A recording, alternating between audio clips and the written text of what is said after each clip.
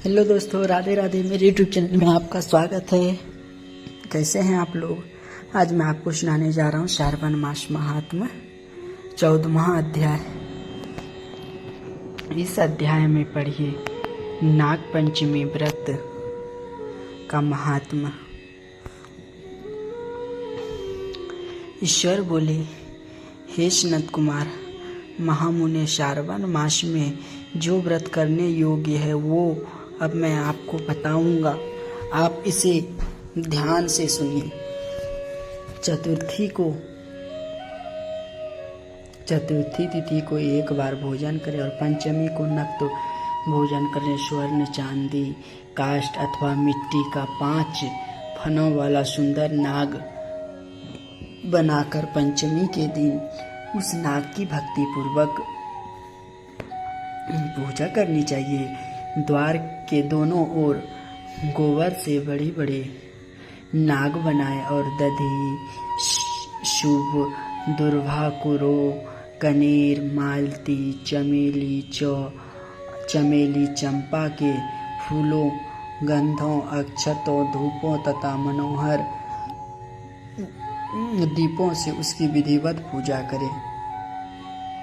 उसके बाद ब्राह्मणों को घृत, मोदक, खीर का भोजन कराएं। उसके बाद अनंत वासुकी, शेष, पद्मनाभ, कंबल, करकोटक, अश्व, 8वां धृतराष्ट्र, शंखपाल, कालिया तथा तक्षक, इन सब नागकुल के अधिपतियों को तथा उसकी माता कद्रू को भी हल्दी और चंदन से दीवार पर लिखकर फूलों आदि से इनकी पूजा करें।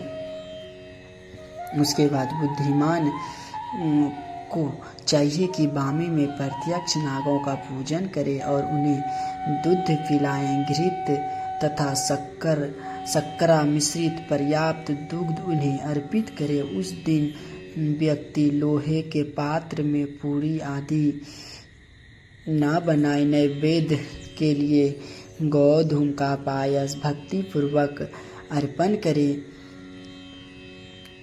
भुने हुए चने, धान का लावा तथा जौ सर्पों को अर्पित करना चाहिए और स्वयं भी उसे ग्रहण करना चाहिए। बच्चों को भी यही खिलाना चाहिए, इससे उसके दांत मजबूत होते हैं। सांप की बाम्बी के पास श्रृंगार युक्त स्त्रियों को गायन तथा वादन करना चाहिए और इस दिन को उत्सव की तरह मनाना चाहिए। इस विधि से व्रत करने पर सर्प से कभी भी भय नहीं होता है।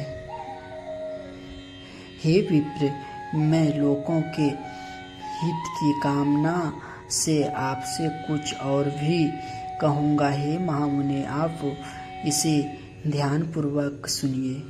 हे वत्स, नाग के द्वारा डसा गया मनुष्य मरने के बाद अधोगति को प्राप्त होता है और अधोगति में पहुंचकर वह तामसी सर्प होता है। इसकी निवृत्ति के लिए पूर्वोक्त विधि से एक भक्तु आदि समस्त कृत्य करे और ब्राह्मणों से नाग निर्माण तथा पूजा आदि आदर पूर्वक कराएं। इस प्रकार 12 मासों में प्रत्येक मास में शुक्ल पक्ष की पंचमी तिथि को इस व्रत का अनुष्ठान करें और वर्ष के पूरा होने पर नागों की निमित्त ब्राह्मणों तथा सन्यासियों को भोजन कराएं। किसी पुराण ज्ञाता ब्राह्मण को रत्न जड़ित स्वर्णमय नाग और सभी उपशक्रों से युक्त तथा बछड़े सहित गौ प्रदान करे। दान के समय सर्वव्यापी, सर्वगामी, सब कुछ प्रदान करने वाले अनंत नारायण का स्मरण करते हुए यह कहना चाहिए, हे गोविंद, मेरे कुल में अगर कोई व्यक्ति सर्प दंड से अधोगति को प्राप्त हुआ है वे मेरे द्वारा किए गए इस व्रत तथा दान से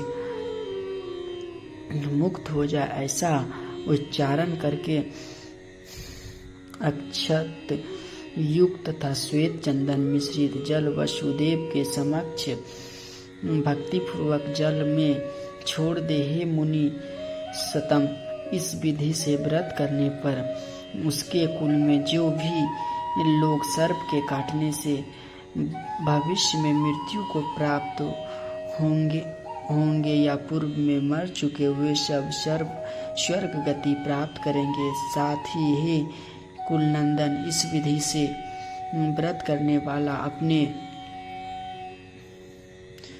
सभी वंशज का उद्धार करके अपसराओं के द्वारा सेवित होता है, शिव सान्निध्य प्राप्त करता है। जो मनुष्य वित्त से रहित होता है वही इस व्रत का संपूर्ण फल प्राप्त करता है। जो लोग शुक्ल पक्ष की सभी पंचमी तिथियों में नक्त व्रत करके भक्ति संपन्न होकर पुष्प आदि उपहारों से सौभाग्यशाली नागों का पूजन करते हैं, उसके घरों में मणियों की किरणों से विभूषित अंगों वाले सर्प उन्हें अभय देने वाले होते और उसके ऊपर प्रसन्न हो रहते हैं। जो ब्राह्मण गृह दान का प्रतिग्रह करते हैं वे भी घोर यातना भोग कर अंत में सर्प योनि को प्राप्त होते हैं। हे मुनि शतम, जो कोई भी मनुष्य नाग हत्या के कारण इस लोक में मृत संतान वाले अथवा पुत्रहीन होते हैं, जो कोई मनुष्य स्त्रियों के प्रति कार्पण्य के कारण सर्प योनि में जाते हैं, जो लोग धरोहर रखकर उसे स्वयं ग्रहण कर लेते हैं अथवा मिथ्या भाषण के कारण सर्प होते हैं, अथवा अन्य कारणों से भी जो मनुष्य सर्प योनि में जाते हैं, उन सभी के प्रायश्चित के लिए यह उत्तम उपाय कहा गया है। यदि कोई मनुष्य वित्त साठ्य से रहित होकर नाग पंचमी का व्रत करता है तो उसके कल्याण के लिए सभी नाग के अधिपति शेष नाग तथा वासुकी हाथ जोड़कर प्रभु श्री हरि तथा सदाशिव से प्रार्थना करते हैं। तब शेष और वासुकी की प्रार्थना से प्रसन्न हुए परमेश्वर शिव तथा विष्णु उस व्यक्ति के सभी मनोरथ पूर्ण कर देते हैं। वह नागलोक में अनेक प्रकार के विपुल सुखों का उपभोग करके बाद में उत्तम वैकुंठ अथवा कैलाश में जाकर शिव तथा विष्णु का गण बनकर परम सुख प्राप्त करता है। हर हर महादेव। हे वत्स, मैंने आपसे नागों के इस पंचमी व्रत का वर्णन कर दिया है। हे इसके बाद अब आप अन्य कौन सा व्रत सुनना चाहते हैं उसे बताइए। इस प्रकार श्री स्कंद पुराण के अंतर्गत ईश्वर सनत कुमार संवाद में श्रावण मास महात्म्य में नाग पंचमी व्रत कथन नामक 14वां अध्याय पूर्ण हुआ। हर हर महादेव। जय जय श्री राधे। कमेंट बॉक्स में हर हर महादेव और जय जय श्री हरि अवश्य लिखिएगा और मेरे चैनल को सब्सक्राइब कर दीजिएगा। जो भी पढ़ने में गलती हुई मुझे माफ